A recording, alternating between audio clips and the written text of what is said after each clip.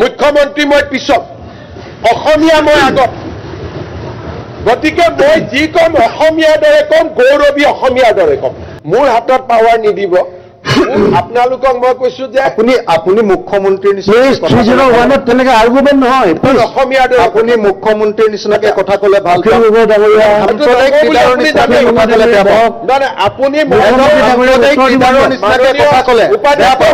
আপুনি যিখন চিটত বহি আছে মাননীয় মই মুখ্যমন্ত্ৰীৰ পিছত অসমীয়া আগত মুখ্যমন্ত্ৰী মই পিছত অসমীয়া মই আগত গতিকে মই যি কম অসমীয়াৰ দৰে কম গৌৰৱী অসমীয়াৰ দৰে কম গতিকে এই কথাটো মনত ৰাখক গৌৰৱী অসমীয়াটো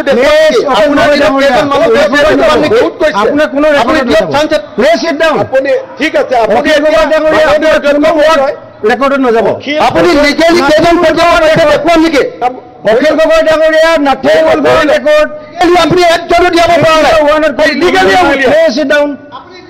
মই ইলিগেলি অখিল গগৈ ডাঙৰীয়া মই ইলিগেলি উলিয়াম মই ইলিগেলি কৰিম অখিল গগৈ আপোনাক দেখুৱাই দিম মই ইলিগেলি কৰিম কোনো ৰেকৰ্ডত নাথাকিব মাননীয় অখিল গগৈ ডাঙৰীয়া আপোনাৰ কোনো ৰেকৰ্ডত নাথাকিব আপুনি কৈ থাকিব মাননীয় অধ্যক্ষ মহোদয় এটলিষ্ট বিমলা প্ৰসাদ চলিয়াৰ পিছত মই অসমৰ এজনে মুখ্যমন্ত্ৰী কিছু হলেতো খেদিব পাৰিছো আপোনাৰ দিনতে আটাইতকৈ কম লিগেলি খেদিব পাৰিছে অখিল গগৈ ডাঙৰীয়া আপুনি লিগেলি একো কৰিবই পৰা নাই অখিল গগৈ ডাঙৰীয়া আপুনি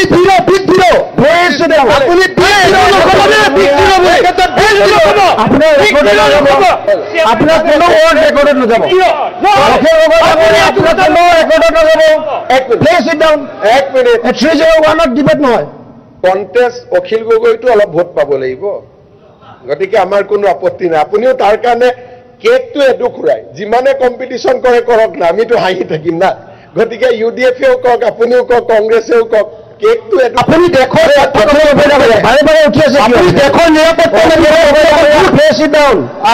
আপোনাৰ মূৰটো থব লাগিব এইটো ভুই দিব লাগিব ৰেকৰ্ডত নাযাব 301ত there is no scope for debate মই সুপ্ৰিম কোৰ্ট হাইকোৰ্টৰ বাদে এটা শব্দ কৈ আছিলো নেকি মই কৈছো যে মোক পাৱাৰ নিদিব মই দিব বুলিতো কোৱা নাই মই ইউডিএফৰ এমএলএ খিনিয়ে কৈছে যে এফটিৰ অৰ্ডাৰ ৰিভিউ কৰাৰ পাৱাৰো আপোনাৰ আছে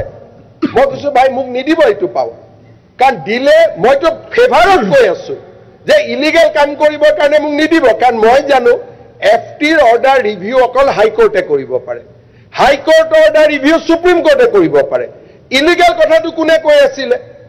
ইউডিএফৰ আৰু আব্দুল ৰহিম ডাঙৰীয়া প্ৰাক্তন সভাপতি আমসু